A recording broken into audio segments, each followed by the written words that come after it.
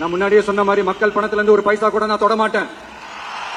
எனக்கு அது அவசியமும் இல்ல. அது உங்களுக்கு நல்லாவே தெரியும்.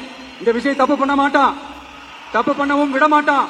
அது யாராக இருந்தாலும் சரி, என்னோட கவர்மெண்ட்ல என் கூடவே இருக்கிறவங்களாகவும் சரி விட மாட்டான். சப்போஸ் யாருக்காவது அப்படி ஒரு எண்ணம் மனசுல இருந்துச்சுன்னா, நம்ம ஜெயிச்சுட்டோம், ஒரு ஆட்டம் ஆடி பார்க்கலாம்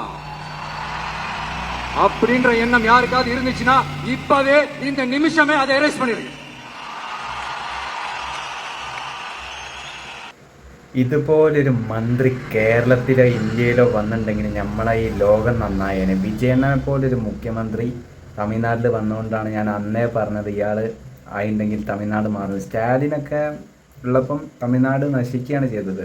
വിജയണ്ണൻ പറഞ്ഞില്ലേ, എനിക്കൊരുത്തന്നെയും പൈസ വേണ്ട, ഞാൻ ജനങ്ങൾക്ക് വേണ്ടി സേവിക്കാനാണ് മുഖ്യമന്ത്രി ആയത്.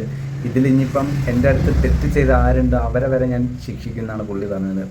അതാണ് പുള്ളിക്ക് ജനങ്ങളെ സപ്പോർട്ട് മതി. വെറുതെ അല്ല തമിഴ്നാട്ടുകാർ പുള്ളീനെ സപ്പോർട്ട് ചെയ്ത് ഇഷ്ടപ്പെട്ടത്. ആ ഒരു കണ്ടോ, ഞാനൊക്കെ വെറുതെയാണ് ഫാൻ ബോയ് ആയത്. ഇപ്പോൾ മനസ്സിലാക്കുക പുള്ളീൻ്റെ റേഞ്ച് എത്രത്തോളം. ഇതുപോലൊരു മന്ത്രി കേരളത്തിൽ ഇന്ത്യയിൽ വന്നിട്ടുണ്ടെങ്കിൽ നമ്മളെ കഷ്ടപ്പാട് മാറി. ഇങ്ങനത്തെ ഒരു മന്ത്രി വിജയണ്ണൻ കേരളത്തിലാണ് ഭരിച്ചിരുന്നെങ്കിൽ നമ്മളെല്ലാവരും സപ്പോർട്ട് ചെയ്തത്. Love you CM Thalapathy വിജയണ്ണൻ.